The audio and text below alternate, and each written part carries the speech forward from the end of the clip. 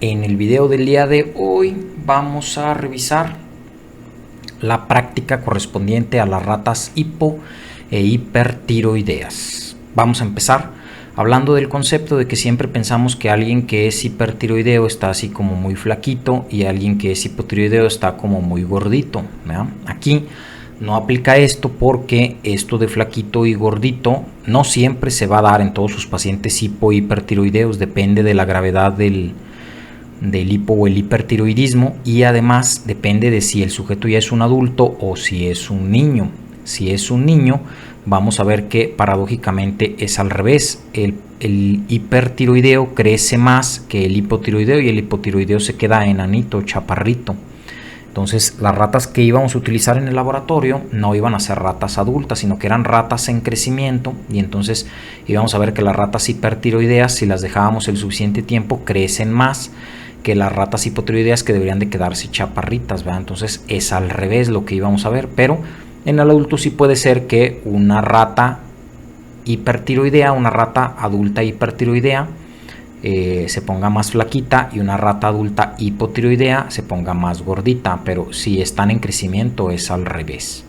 Bueno, primero que nada, la metodología. ¿Cómo le íbamos a hacer para causar el hipo o el hipertiroidismo? Íbamos a tener tres grupos de ratas: unas ratas hipertiroideas, unas ratas control y unas ratas hipotiroideas. A las ratas eutiroideas o control o normales no les íbamos a hacer absolutamente nada, solo les íbamos a dar solución salina normal, no solución salina, perdón, su agua normal, su comida nada normal, y vamos a tratar de que los tres grupos de ratas tuvieran la misma edad. Es difícil hacerla porque mientras más tiempo estén en tratamiento con los fármacos las ratas, más notorias van a ser los cambios, pero por cuestiones de vacaciones y de que no hay quien cuide las ratas y otras cosas que ahorita vamos a ver, es difícil mantenerlas por mucho tiempo. Entonces hay veces que no son muy notorios los cambios, pero hay veces que sí. Ahorita les voy a decir cómo es que serían los cambios verdaderamente notorios. Tenemos primero que a las ratas hipertiroideas les íbamos a dar levotiroxina. La levotiroxina es un profármaco que luego se transforma en T4 o tetrayodotironina. Y esta T4 en el organismo, como ustedes ya revisaron en teoría, al llegar a los tejidos se transforma de T4 en T3, el tejido la transforma en T3, y la T3 tiene un mayor efecto que la T4, entonces la T3 es la que es más efectiva. Alguna cantidad de la T4 se transforma en T3 reversa por otra enzima, y la T3 reversa no tiene un efecto biológico, entonces la que es más potente es la T3. Al darle levotiroxina es como si le estuviéramos dando hormonas tiroideas externas, y este es el mismo tratamiento que se utiliza en los pacientes que tienen hipotiroidismo por la causa que sea. Se les da una terapia hormonal sustitutiva que es a base de levotiroxina. Entonces lo que le dábamos a las ratillas es levotiroxina. Otra cosa que les dábamos a las ratas hipotiroideas es el Tapazol. Esa es la marca comercial, pero en realidad el medicamento se llama Thiamazol. El Thiamazol es pariente del metimazol que se utiliza en los humanos, y este también, ¿verdad? Pero el más común es el metimazol. Y el Thiamazol es un fármaco que bloquea, el mecanismo de acción que tiene es que bloquea, fíjense bien, esta hormona, la peroxidasa tiroidea.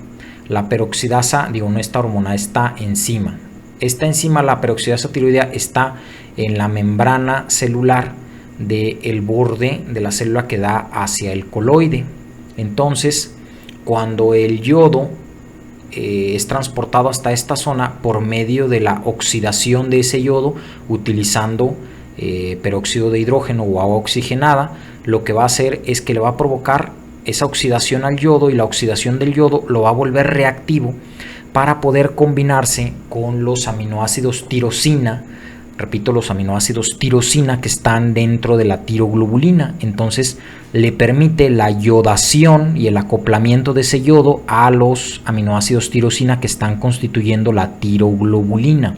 Entonces, al bloquear la peroxidasa tiroidea, evitamos la incorporación del yodo o el acoplamiento del yodo a la tiroglobulina. Entonces los aminoácidos tirosina no se unen con el yodo y entonces la producción de hormonas T3 y T4 empieza a disminuir hasta que llega a 0.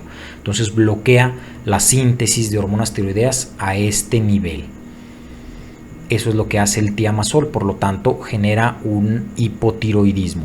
Una cosa muy importante, en el humano, un sujeto tiene tal cantidad de hormonas tiroideas almacenadas como tiroglobulina en el coloide que puede durar semanas o meses más bien no semanas, meses, sin ingerir yodo o bloqueando la acción de la peroxidasa tiroidea o por alguna otra razón que se bloquee la formación de hormonas tiroideas, y ese paciente dura meses sin manifestar datos de hipotiroidismo porque tiene una reserva tan grande en el coloide que no la presenta. Y es por eso también en las ratas, no sé el dato exacto, debe de ser menos, ¿verdad? Semanas, pero por eso deben de durar el tiempo suficiente con el uso del tiamazol para que la rata alcance a manifestar los efectos de este fármaco, porque si a lo mejor se lo damos nada más 5 días y le checamos, no va a tener absolutamente ningún cambio, o sea, no se hace hipotiroidea, porque la reserva de hormonas tiroideas en el coloide hacen que no manifieste los signos o síntomas del hipotiroidismo, puesto que la reserva hace que siga como eutiroidea. Otra cosa muy importante que también había que tomar en cuenta es que todo fármaco desencadena el sabor amargo y las ratas no se quieren tomar el agua amarga, entonces lo que se hacía a veces se les ponía azúcar para que se lo tomaran, o también muy importante es que las pastillas se muelen y se les ponen en el agua que tienen, y inmediatamente a los minutos de haberlo puesto el fármaco se asienta, forma un sedimento, y entonces hay que estarlo mezclando constantemente y la gente no lo mezcla, y entonces la rata toma el líquido pero muy diluido el fármaco y no lo toma como debería de ser.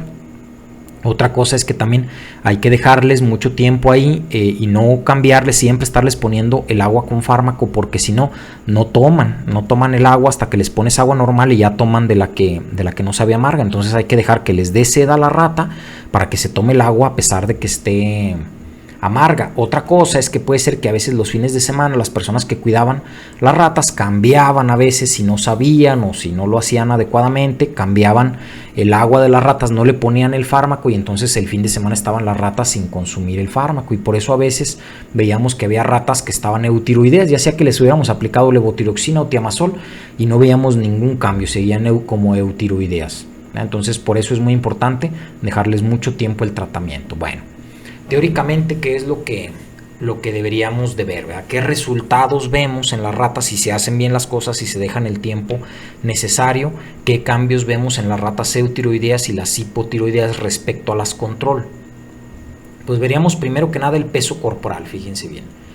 Veríamos que la rata hipertiroidea, estoy señalando a la rata café, esta sería la rata hipertiroidea. La rata hipertiroidea tiende a crecer más, a estar más grande. Esta rata es más grande que esta.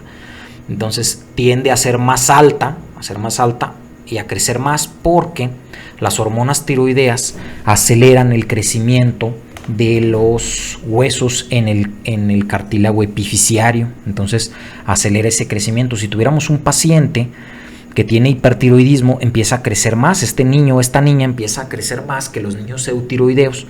Pero además de que la hormona tiroidea hace crecer más el hueso en el cartílago epifisiario, también hace que se cierre prematuramente el cartílago epifisiario. Entonces, en una primera instancia empezaría a tener una altura mayor el niño o la niña que tiene hipertiroidismo, pero al final, a lo mejor ya cuando tuvieran en la etapa adulta su talla final, el paciente que en su infancia tuvo hipertiroidismo estaría más chaparrito de lo que normalmente iba a ser, porque se cierra prematuramente el cartílago epifisiario. Entonces vemos que acelera el crecimiento. Y por otro lado, en la rata hipotiroidea se queda más chaparrita, se queda más pequeñita. Es lo que llamábamos y que ya habíamos visto en prácticas pasadas, el enano tiroideo, o el cretinismo, que habíamos dicho que se detiene el crecimiento de los huesos, no así el crecimiento del hígado y del corazón, de los riñones, de otras vísceras que siguen creciendo, y por eso se ve deforme, porque el tórax sigue tratando de expandirse por la presencia de los pulmones, del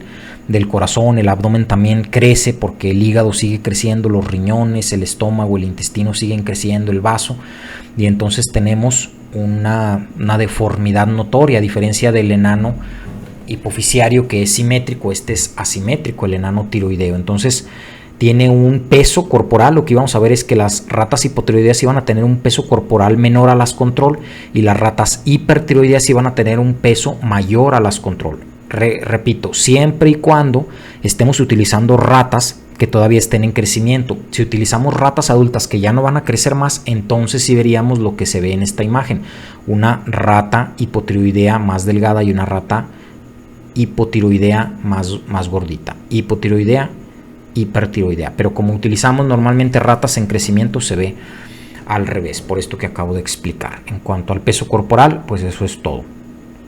Bueno, una cosa muy importante es el sistema nervioso de la rata hipotiroidea no se va a desarrollar de manera adecuada, de tal, pues no le podemos medir a lo mejor el coeficiente intelectual a la rata ahí en el laboratorio, pero sí su capacidad intelectual, psicomotriz, etcétera, se ve mermada o se ve alterada de manera permanente. Acuérdense de esto, es muy importante.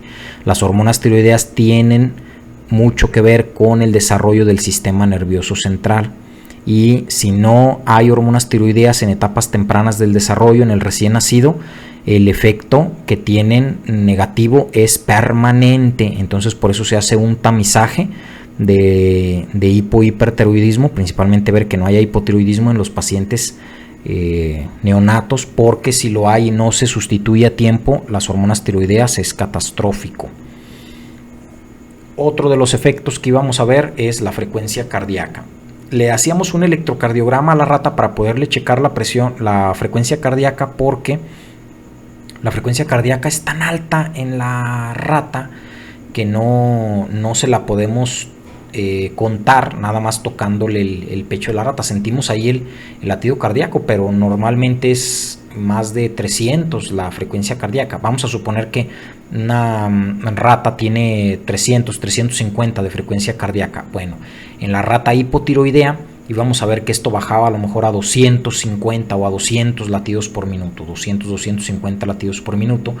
Y en la rata hipertiroidea íbamos a ver que tal vez llegaba hasta 500 latidos por minuto, o más de 500 latidos por minuto. Entonces el efecto es: rata hipotiroidea tiene bradicardia, rata hipertiroidea tiene taquicardia. Ese es el efecto. Ahora, ¿cuál es la discusión de ese resultado, de ese efecto? ¿Por qué pasa esto? Pues número uno, la rata, lo voy a explicar para la rata hipertiroidea, y lo contrario es la misma explicación para la rata hipotiroidea. Entonces, la rata hipertiroidea, número uno, tiene un metabolismo aumentado. Las hormonas tiroideas aumentan el metabolismo de los tejidos. Por lo tanto, si aumenta su metabolismo, aumenta su demanda de energía y de oxígeno. Y al aumentar su demanda de oxígeno, aumenta el flujo sanguíneo que llega a ese tejido, porque se le está exigiendo más oxígeno y el oxígeno es transportado por la sangre.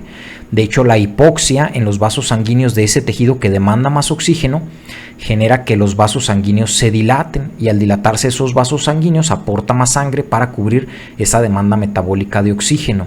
Entonces, al aumentar el flujo sanguíneo a los tejidos, va a pasar más sangre desde el árbol arterial hacia el árbol venoso, y si pasa más sangre hacia el árbol venoso, va a llegar más sangre a la aurícula derecha. Al llegar más sangre a la aurícula derecha, aumenta la precarga y eso distiende más la aurícula derecha, y al distender la aurícula derecha deforma el nodo sinusal, y el nodo sinusal tiene ahí unos canales iónicos mecanodependientes que están anclados al citoesqueleto. Se deforma el citoesqueleto y se abren estos canales, y estos canales dejan entrar sodio y calcio, y al entrar sodio y calcio, eso hace que se alcance más rápido el umbral de disparo de esos potenciales de acción que están constantes en el nodo sinusal, y entonces la precarga aumenta la frecuencia cardíaca. ¿Y por qué? Pues porque hay una demanda metabólica aumentada en los tejidos. Número 2. Las hormonas tiroideas aumentan la expresión génica de los receptores adrenérgicos. Entre estos destacan pues el beta 1 y el beta 2 que están presentes en el corazón, y al aumentar el número de receptores adrenérgicos en el corazón, va el corazón a responder mejor a la estimulación adrenérgica. Entonces esta estimulación adrenérgica aumentada, que no es tanto que haya una mayor estimulación, sino que hay mayor recepción de esa estimulación, eso también va a contribuir a aumentar la frecuencia cardíaca. Otra cosa es el aumento de la temperatura. Entonces ahorita voy a explicar bien por qué hay un aumento de la temperatura, pero el aumento de la temperatura vimos que aumenta la cinética molecular, y al aumentar la cinética molecular aumenta el flujo iónico a través de la membrana, y eso hace que se alcance más rápido el umbral de disparo en el nodo sinusal, como ya expliqué en prácticas pasadas, y eso va a provocar un aumento de la frecuencia cardíaca porque el paciente hipertiroideo tiene hipertermia. Entonces el aumento de la frecuencia cardíaca se debe al aumento del flujo en el tejido, al aumento de la expresión génica de los receptores beta 1, beta 2 y al aumento de la temperatura. Esos efectos, al contrario, pues darían una bradicardia en la rata hipotiroidea por las mismas razones. Y luego veríamos el efecto de la frecuencia respiratoria. Cuando a la rata la anestesiamos, le baja tanto la frecuencia cardíaca y la frecuencia respiratoria. Le baja en general todas las funciones de su organismo. El pentobarbital del sistema nervioso central disminuye en todas sus funciones, se hacen más lentas con la acción del pentobarbital, y eso nos hace que podamos ver bien la frecuencia respiratoria. También es más alta respecto al humano, pero hay una bradicardia notoria en la rata hipotiroidea respecto a la rata control, y hay una taquipnea, una bradipnea en la rata hipotiroidea y una taquipnea en la rata hipertiroidea respecto a la control. Entonces respira más rápido la rata hipertiroidea y respira más lento la rata hipotiroidea. ¿Esto por qué es? Principalmente se debe a la demanda de oxígeno. Si los tejidos demandan menos oxígeno, entonces ese oxígeno se monitoriza y se envía una señal al centro cardiorrespiratorio para disminuir la frecuencia respiratoria si hay suficiente oxígeno para cubrir la demanda metabólica de los tejidos. Pero al revés, en el hipertiroidismo, si los tejidos demandan mayor cantidad de oxígeno, empieza a disminuir la cantidad de oxígeno en sangre. Eso lo detectan los quimiorreceptores. Esos quimiorreceptores van a enviar una señal hacia el sistema nervioso central que va a activar al centro cardiorrespiratorio para que aumente la frecuencia respiratoria, y al aumentar la frecuencia respiratoria compensar la disminución de oxígeno en sangre para que éste llegue a niveles normales. Entonces, para cumplir la demanda metabólica de oxígeno aumentada en los tejidos en la rata hipertiroidea, va a haber un aumento de la frecuencia respiratoria, y al revés en la rata hipotiroidea. Ahora, temperatura. Ahora sí especificamos más sobre la temperatura. ¿A qué se debe que en la rata hipotiroidea tengamos una hipotermia y en la rata hipertiroidea tengamos una hipertermia? Primero que nada, recordemos que habíamos dicho que esto de la temperatura no influía tanto en la muerte de las ratas hipofisectomizadas, retomándolo de esa práctica. ¿Por qué? Porque vemos que las ratas hipertiroideas y las hipotiroideas casi no se mueren o no se mueren. O sea, la sobrevida de las ratas control respecto a las hipertiroideas es la misma. O sea, el hipertiroidismo tiene que ser muy extremo para que mate al animal, pero en el caso del laboratorio rara vez se nos mueren las hipo o las hipertiroideas. Por eso no contribuye tanto la acción de que esté inactiva la tiroides en la rata hipofisectomizada a la muerte de las ratas. Pero fíjense bien, el aumento de la temperatura en la rata hipertiroidea se debe a, número 1, el aumento de la actividad de la ATPasa de sodio y potasio. Nosotros somos animales de sangre caliente porque la mayor cantidad de temperatura que está produciendo nuestro organismo es gracias a la activación de la ATPasa de sodio y potasio, que siempre está activa en todas nuestras células. Todas nuestras células, o la gran mayoría, tienen, salvo contadas excepciones, una mayor cantidad de potasio dentro de la célula, el potasio aumentado dentro de la célula y disminuido fuera de la célula, y el sodio al revés, muy aumentado en el líquido extracelular y muy disminuido en el líquido intracelular, y esto es gracias a la actividad de la ATPasa de sodio y potasio. La ATPasa de sodio y potasio degrada ATP para obtener energía para llevar a cabo el transporte de estos iones en contra de un gradiente de concentración. Y la degradación de ATP es una reacción exergónica, una reacción exotérmica, es decir, que libera energía térmica, y entonces esa energía térmica se acumula en nuestro organismo y por eso somos animales de sangre caliente. Y esto también se debe a el aumento del metabolismo. La rata hipertiroidea, al tener aumentado el metabolismo, pues va a aumentar tanto el anabolismo como el catabolismo, y es decir, muchas de estas reacciones también son reacciones de tipo exotérmicas que liberan temperatura, y eso va a aumentar también la temperatura corporal, pero principalmente esto se debe al aumento de la actividad de la ATPasa de sodio y potasio. Es más, de hecho se ha visto que en los esquimales o personas que viven donde hace mucho frío, se aumenta mucho la producción de hormonas tiroideas, y eso aumenta la actividad de la ATPasa de sodio y potasio, pues para compensar ese frío que hay en el ambiente, ¿verdad? Necesitamos generar más calor. Entonces se ve que aumentamos mucho nuestro metabolismo basal si nos vamos allá con los esquimales. Bueno, eso es en cuanto a la temperatura. Lo contrario va a pasar en la rata hipotiroidea, ¿verdad? Hay pocas hormonas tiroideas, hay disminución de la actividad de la ATPasa de sodio y potasio, disminución del metabolismo y como consecuencia disminución de la temperatura corporal. Entonces, parte de que la frecuencia cardíaca aumente se debe a que aumenta la temperatura por aumento de la actividad de la ATPasa de sodio y potasio. Una cosa que se me olvidó decirles es en la demanda metabólica del tejido, por lo que aumenta la frecuencia cardíaca. Fíjense, a veces aumenta tanto la demanda metabólica en el tejido que el flujo es tal desde las arterias hacia las venas, luego hacia el corazón y luego de nuevo hacia las arterias, venas, corazón, es tan rápido que el paciente puede caer en una insuficiencia cardíaca de gasto alto, pero eso es solo cuando es muy extremo el hipertiroidismo. Bueno, ahora vamos a ver el último aspecto que íbamos a analizar en el laboratorio.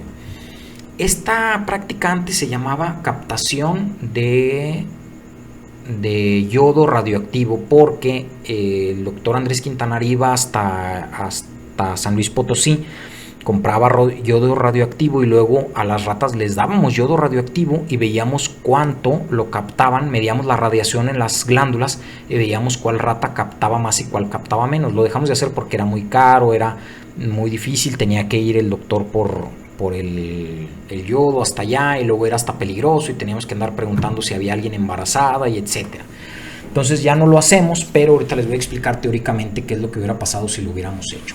Lo que sí hacíamos es sacar la glándula tiroides, extirparla y luego pesarla, observarla y fotografiarla. Entonces, ¿qué es lo que vemos en el aspecto y en el peso de la glándula? Para empezar, miren, el crecimiento de la glándula y el abultamiento que se ve visualmente así macroscópicamente en el cuello de la persona le llamamos bocio. Ustedes no se casen con decir, en la rata hipotiroidea hay bocio, siempre va a haber bocio, o en la rata hipertiroidea va a haber bocio. No, no hay una regla. Puede haber una rata, o más bien una condición de hipertiroidismo con bocio, es decir, con crecimiento de la glándula. Puede haber una condición de hipotiroidismo con crecimiento de la glándula o sin crecimiento de la glándula, o con atrofia de la glándula. O sea, eso no va de la mano, depende del mecanismo fisiopatológico.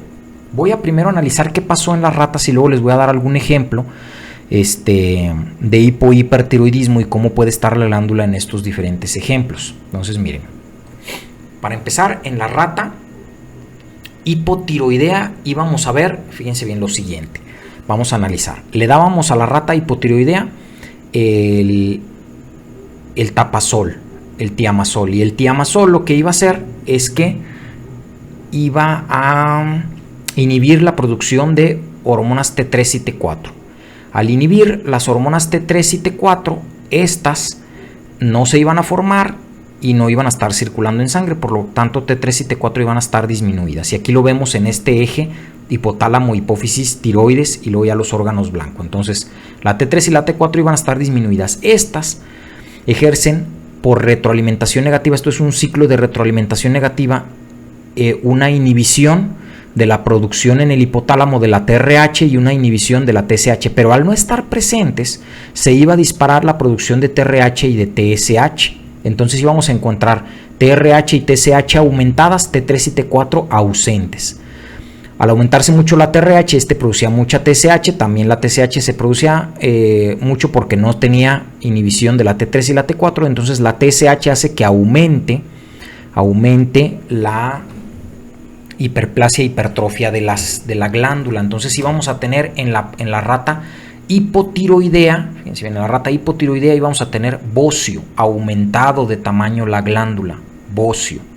Bueno, y eso van a decir ustedes, sí, entonces siempre que hay hipotiroidismo hay bocio. No, no necesariamente hay bocio siempre que hay hipotiroidismo, porque puede haber hipotiroidismo con la glándula normal. Ejemplo, le extirpamos al paciente, simplemente le extirpamos al paciente la glándula y el paciente tiene hipotiroidismo y ni siquiera tiene glándula, ¿sí? Entonces depende de la condición. O por ejemplo, en la tiroiditis de Hashimoto, poco a poco la glándula se va a ir destruyendo hasta que se destruye por completo, entonces queda sustituida por tejido cicatrizal y el paciente no tiene bocio y tiene hipotiroidismo. Entonces, no, ¿verdad? Puede haber bocio tanto en el hipo como en el hipertiroidismo, o puede no haber bocio tanto en el hipo como en el hipertiroidismo. ¿De qué depende? Del mecanismo fisiopatológico que lleva esta enfermedad. Depende, porque recuerden que el hipo y el hipertiroidismo son síndromes, entonces dependiendo de qué enfermedad sea o de qué síndrome estemos hablando o la causa de ese síndrome, va a ser el mecanismo que nos va a hacer que la glándula crezca o disminuya de tamaño. Bueno, entonces eso es para la rata hipotiroidea. La rata hipertiroidea le estábamos dando levotiroxina que se transformaban en T3 y T4. Esas T3 y T4 lo que iban a hacer es que se iban a aumentar. Si le hacíamos un perfil tiroideo a la ratilla, le íbamos a encontrar la T3 y la T4 aumentadas, por lo que estas iban a inhibir aquí, y entonces la TRH y la TSH iban a estar muy disminuidas o nulas, y si no hay TSH, la glándula se empieza a atrofiar. Entonces en la rata hipertiroidea íbamos a tener una glándula atrófica y muy elevadas la T3 y la T4. Y ustedes van a pensar, entonces si siempre en el hipertiroidismo va a estar la glándula atrófica, no, o más pequeña, no. Voy a dar un ejemplo en el que no haya hipertiroidismo y la glándula esté crecida, al revés.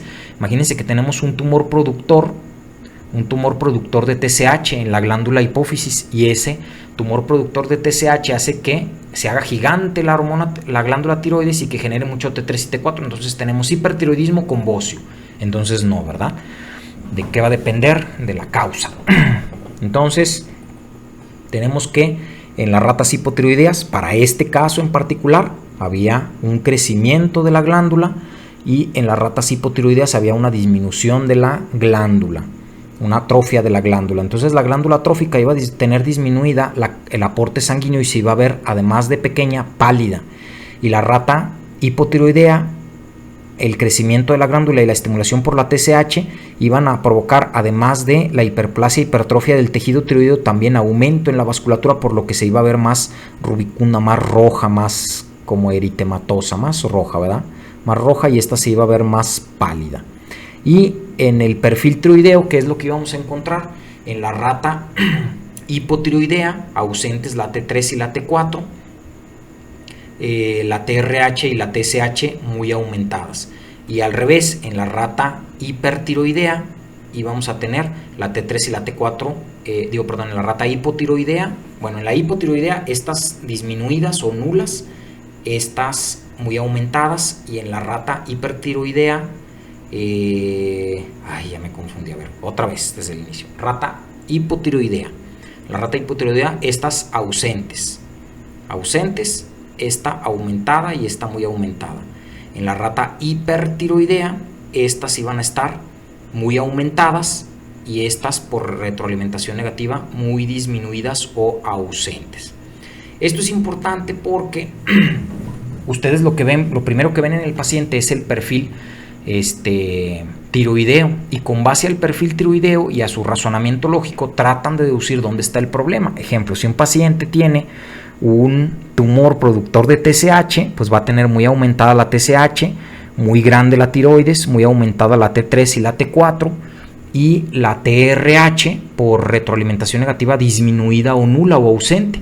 La TSH no se disminuye a pesar de que hay mucha T3 y T4 porque el tumor hace lo que le da su gana, ¿verdad? No le obedece a la retroalimentación negativa de T3 y T4 y sigue produciendo TSH. Entonces voy a poner otro síndrome hipotético. Imagínense que alguien tiene cáncer de pulmón y ese tumor que salió en el pulmón está tan desdiferenciado que luego genera células productoras de TSH. Entonces, o de T3 y de T4, imagínense que está produciendo ese tumor T3 y T4, entonces vamos a tener en ese paciente la T3 y T4 elevadas y la TRH y la TSH nulas o ausentes. Entonces, dependiendo de cómo esté el perfil tiroideo, también nos va a orientar a saber qué problema tiene el paciente, si su problema es en el hipotálamo, en la hipófisis, en la tiroides o es un problema externo. Es más, miren, hay hipertiroidismo ahí descrito en algunos libros hasta por comer hamburguesas hechas con cuello de vaca que tenía tiroides, entonces esa tiroides tenía T3 y T4 y el paciente empezaba a desarrollar hipertiroidismo por andar comiendo hamburguesas de cuello de vaca, ¿sí? Entonces depende del síndrome. Y creo que sí, eso fue todo. Entonces eso ha sido todo por este video. Y nos vemos en la próxima semana. Diría Dross, buenas noches.